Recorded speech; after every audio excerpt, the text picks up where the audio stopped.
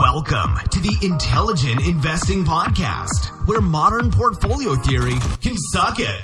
A student of the School of Graham and Doddsville and a clergy member of the Church of Warren Buffett, here's your host, Eric Schlein.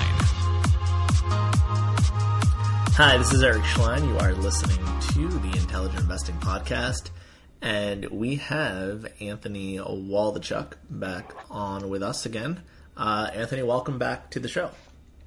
Hey, how are you doing today? Pretty good. So I want to talk to you about another one of these obscure companies that you own. I don't even know how to pronounce it. Avoca, LLC, ticker AVOA. So however you pronounce it, tell us about it. Sure, absolutely. Do you know how to pronounce it? I think it's Avoca.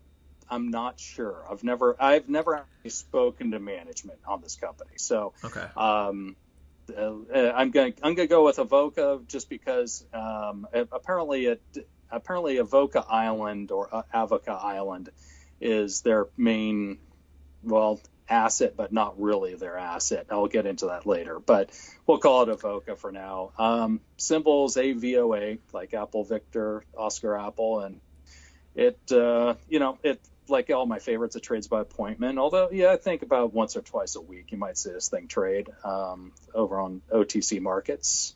Has a nice wide bid and offered about 900 bid, 1159 offered right now.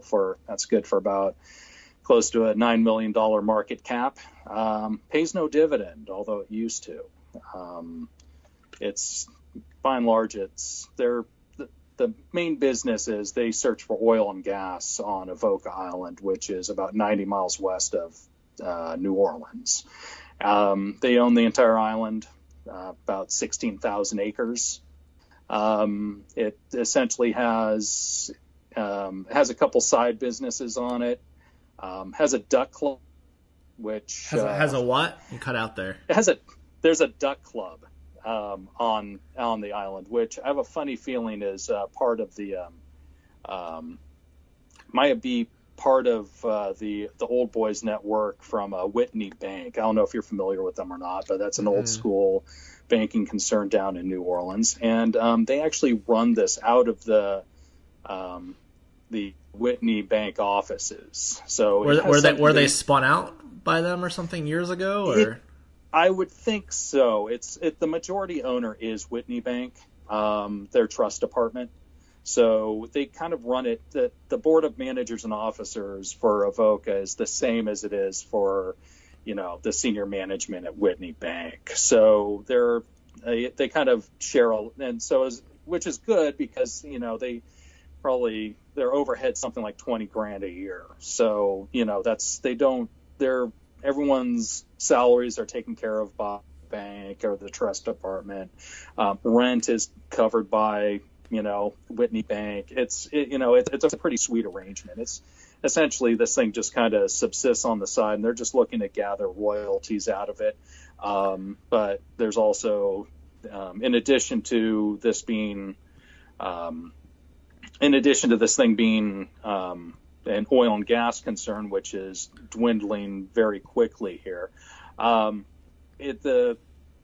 main valuation that you're going to look on the main thing that they have that you're going to like is their stock and bond portfolio.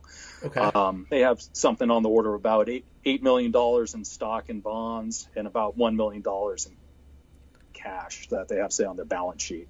So the stock is trading at their portfolio, and you get the business for free. Okay, I was saying that you get the portfolio for stock, bond, and cash portfolio, essentially at $9 million. And then you get the business for free. Exactly. Okay. Yeah. No, that's it. So, there is there's a duck club that's on the island that they're obliged to keep. They actually do pull in something on the order of $20,000 a year from alligator hides and eggs. I don't know how that operation is run, but it's free money as far as I'm concerned. Alligator hides and eggs? Yes. Okay. So it's a dwindling business. That's down from $40,000 that they got in 2016. So essentially what they have is I think there's about like 5 producing wells, all owned by Alta Mesa Services. That's their sole leasee right now. And then they get royalties on it. Is that the deal? Right. So let's see here. I mean, they're looking at about 2 years ago, $116,000 in royalties that they got, which, and like I said, it's dwindling. There's been no one else that's been looking to drill on the island here for the last couple of years. Now, that being said, they do have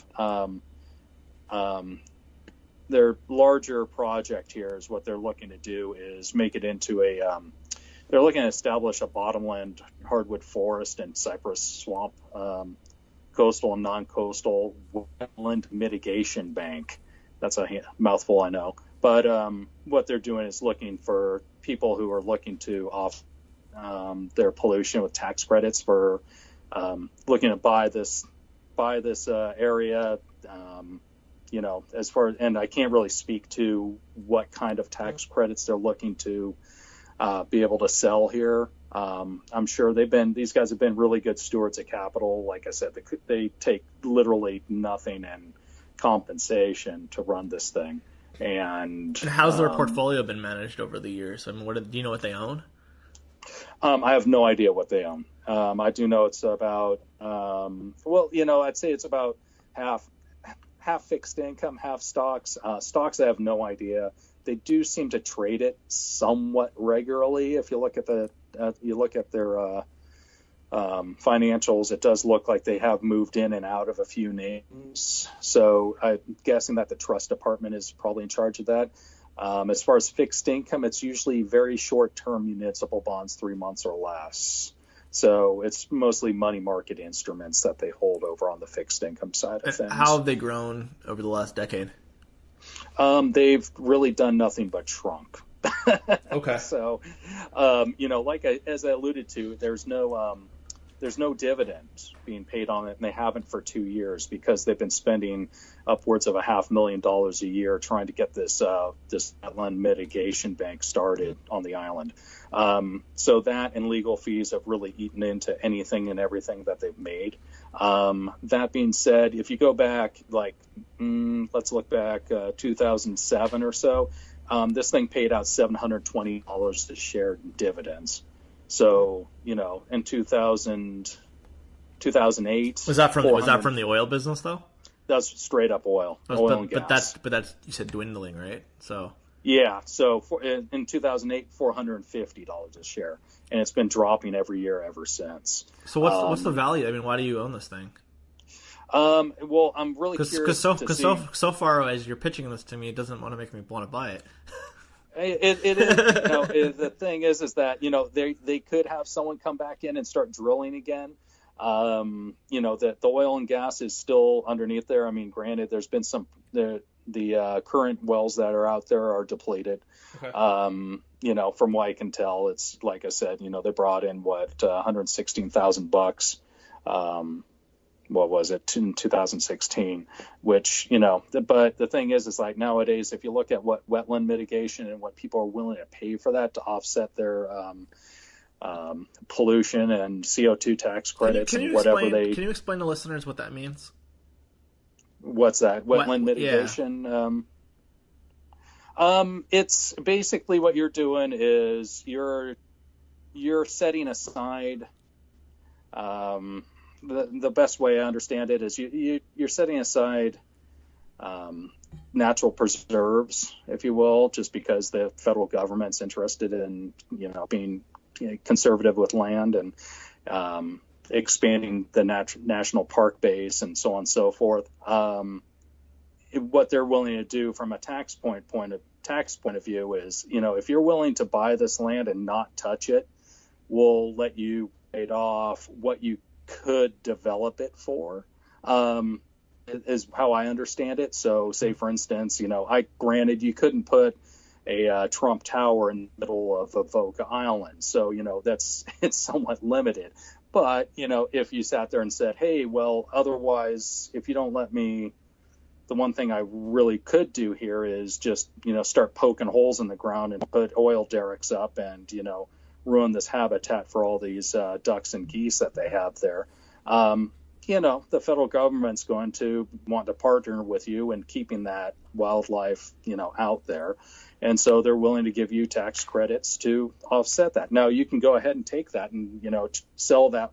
Avoca could take this land and sell it and, realize who knows how much. And that's the question. What's it worth? I don't know. I have a smallish position in this thing. I'm willing to sit on it and just wait the thing out. The thing can be volatile because it's so illiquid. For instance, it dropped down to about $600 a share in the middle of last year, where I doubled up my position, and now we're back up to around 1,100. So, it's hard to say what they're going to do with it. I have not spoken to management, as I said, so that's kind of a heads I win, tails I don't lose anything. Yeah, pretty straightforward.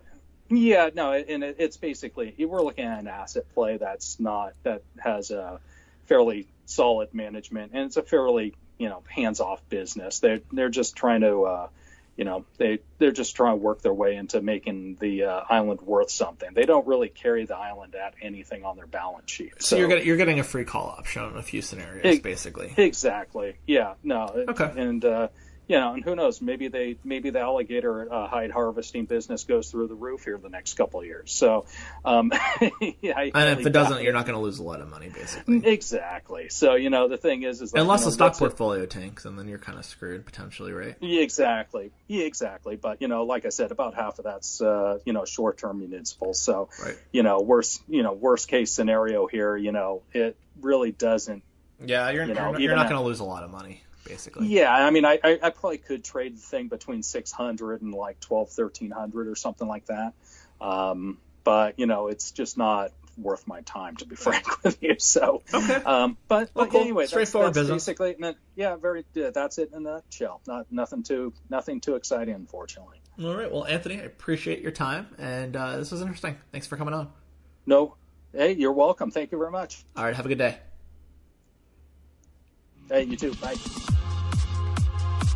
Thank you for listening to the Intelligent Investing Podcast with Eric Schlein. If you'd like to connect with Eric for questions, comments, feedback, ideas, or to inquire about being on the show, please contact Eric at intelligentinvesting@gmail.com. So, in the words of Charlie Munger, I have nothing to add.